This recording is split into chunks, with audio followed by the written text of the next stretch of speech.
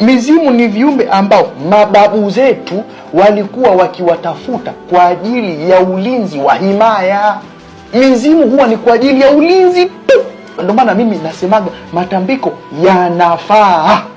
Kafanyeni matambiko, rudini makwenu, kachicheni mbuzi.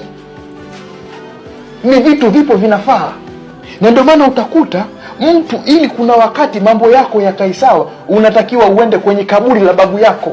Anawaelekeza watu 100% waingie katika ushirikina, hata kama hakutamka kwamba anawatuma mkafanya ushirikina, lakini ndiyo tafsiri ya maneno yake. Kwa sababu Uislamu ulivyokuja uliwakuta watu katika mila, walikuwa na mila zao. Kuna watu ilikuwa wanaabudu mapango, kuna watu walikuwa wakiabudu miti mikubwa, kuna watu walikuwa wakiabudu mizuka, kuna watu walikuwa wakiabudu mizimu, kuna watu walikuwa wakiabudu makaburi. Uislamu uliwakuta watu katika hali zote, hakuna hata sura moja iliyobakia isipokuwa ilikatazwa. Na ndio maana unaporudi katika vitabu vya hadithi, mara ya kwanza kabisa kulikuwa na sheria ya kwamba Muislamu haruhusiwi kwenda kuzuru kaburi mwanzoni mwa Uislamu. Kwa nini? Kwa sababu ilikuwa watu wanapokwenda katika makaburi, wakifika kule wanafanya mambo ya jahilia.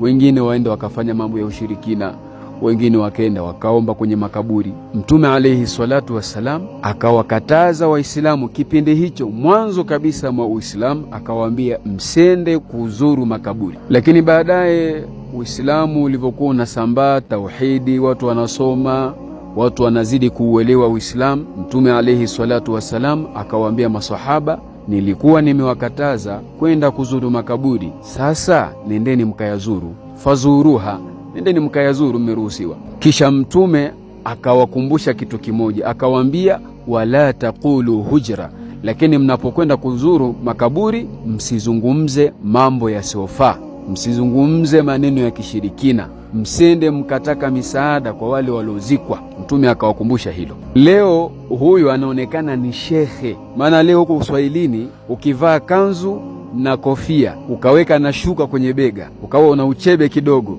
basi watu wanakuona kwamba wewe ni shekhe. Matambiko yanafanywa katika njia za ushirikina. Yaani ukisema tambiko maana yake ni ushirikina. Tambiko ni dua inayofanywa, ni dua za kikabila. Watu wanafanya dua ile au wanafanya jambo hilo kwa lengo la kuondosha matatizo na kuleta manufaa, kuleta mambo mazuri. Kama kuna ukame uondoke, kama mazao hayaoti yaote, kama ukoo una mikosi, mikosi iondoke. Kwa hiyo watu wanafanya matambiko, shida zao wanazikabidhi kwa mizimu. Tunaenda kuwakabidhi wazee, tunaenda kuikabidhi mizimu, kuikabidhi mizuka. Allah subhanahu wa ta'ala anasema, qul araaitum shurakaakum alladhina tad'una min dunillahi. Allah anasema, hebu tuonyesheni hivyo mnavyoviomba kinyume na Allah subhanahu wa ta'ala. Aruni, hebu tuonyesheni,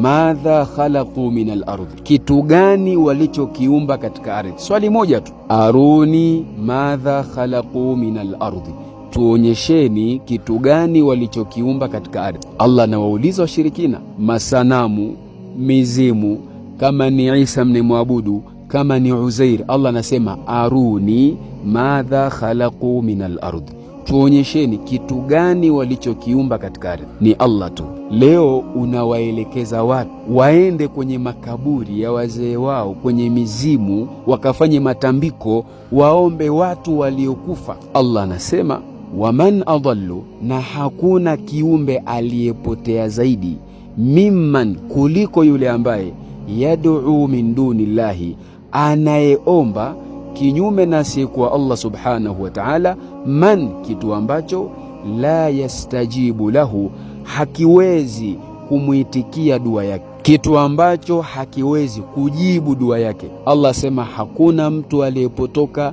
hakuna mtu aliyepotea kama mtu huyu. Soma katika suratul Ahqaf.